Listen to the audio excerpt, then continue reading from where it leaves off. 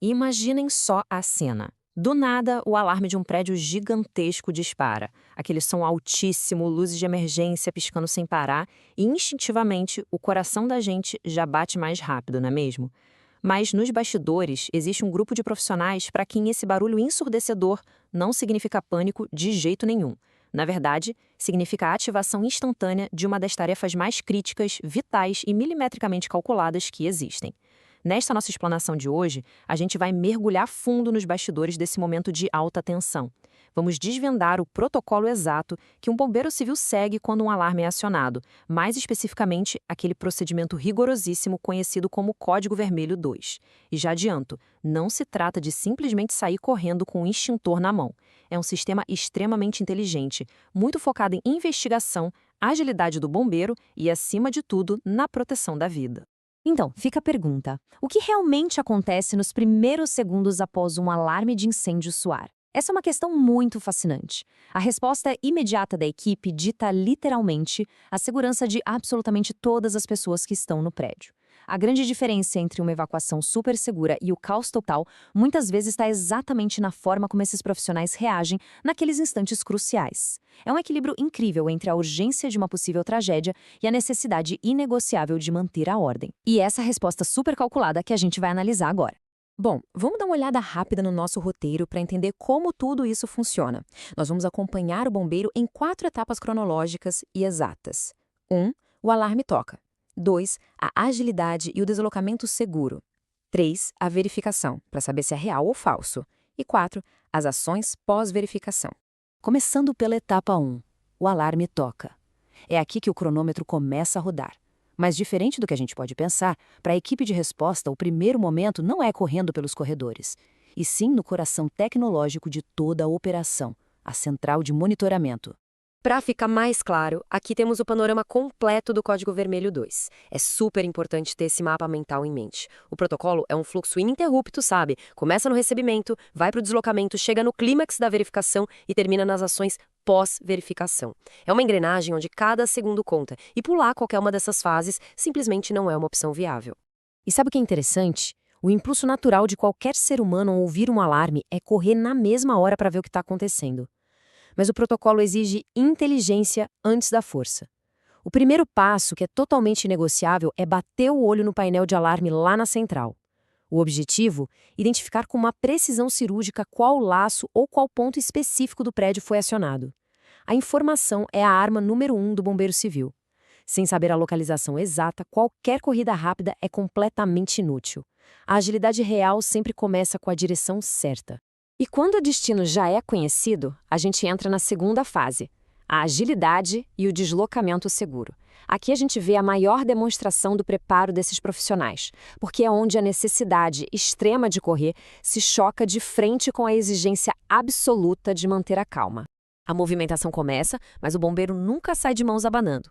Enquanto se desloca rapidamente, ele já está devidamente equipado com o essencial.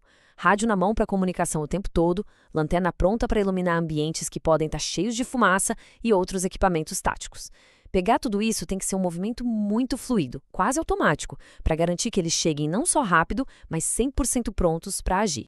E a grande sacada dessa etapa é essa filosofia central, o equilíbrio entre rapidez e segurança. Não se trata de dar um tiro de 100 metros rasos pelos corredores, trombando nas paredes. Isso poderia causar acidentes graves. As ações seguras de deslocamento são a verdadeira espinha dorsal do processo. A verdadeira agilidade do bombeiro civil é definida pela capacidade dele de se mover na maior velocidade possível, mas sem jamais colocar em risco a própria vida ou a das pessoas ao redor. Na prática, o deslocamento seguro transforma o trajeto inteiro em uma investigação ativa. Os sentidos do bombeiro ficam em alerta máximo. Ele já vai prestando atenção em qualquer leve cheiro de queimado ou num fio de fumaça. E tem um detalhe psicológico que é muito crucial: manter a postura firme para evitar o pânico de quem está evacuando o prédio. Imagina ver um profissional de resgate correndo desesperado. Isso gera um terror instantâneo. Então, esse deslocamento rápido, focado e calmo é uma ferramenta tática poderosíssima. Agora a gente chega ao ponto alto dessa jornada, a fase 3, verificação, real ou falso. É o momento exato em que o bombeiro chega no local indicado e faz aquela varredura visual para descobrir o que realmente está acontecendo. A diferença entre um alarme real e um alarme falso é um contraste que chega a ser surpreendente. De um lado da balança, a gente tem o pior cenário possível: chamas de verdade, fumaça escura, calor intenso. Do outro, coisas que a gente nem imagina que podem disparar um sistema tão complexo. Uma nuvem de poeira de uma obra ali perto, uma mudança brusca na umidade, um pequeno defeito eletrônico, ou, pasmem, um simples inseto que resolveu passear bem no feixe de luz do sensor. Entender essa diferença rapidamente mostra o nível de discernimento absurdo que o bombeiro precisa ter ali, no calor do momento. Com a situação avaliada, o cenário muda totalmente e a gente entra na fase 4, as ações pós-verificação. O que acontece em seguida depende de qual daquelas duas realidades o bombeiro encontrou.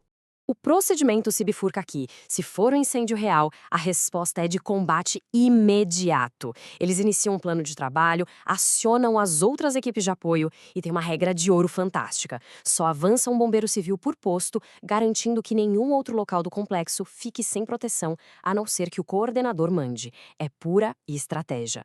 Agora, se for alarme falso, a missão não termina em alívio. O protocolo manda resetar o sistema na hora e documentar cada detalhezinho do que houve. E não basta só escrever alarme falso no relatório, não. A precisão na documentação é uma parada impressionante. Dá uma olhada nesse exemplo real dos documentos originais. Vapor d'água oriundo da autoclave número 20. É muito específico. E por que isso é tão detalhado? Porque esses dados vão direto para a equipe de automação. Eles mapeiam tudo e calibram os sensores para evitar que aconteça de novo. Ou seja, o trabalho ágil e braçal do bombeiro alimenta a inteligência tecnológica do prédio. O sistema fica mais inteligente a cada ocorrência. O que nos leva a uma reflexão final que eu acho que vale muito a pena.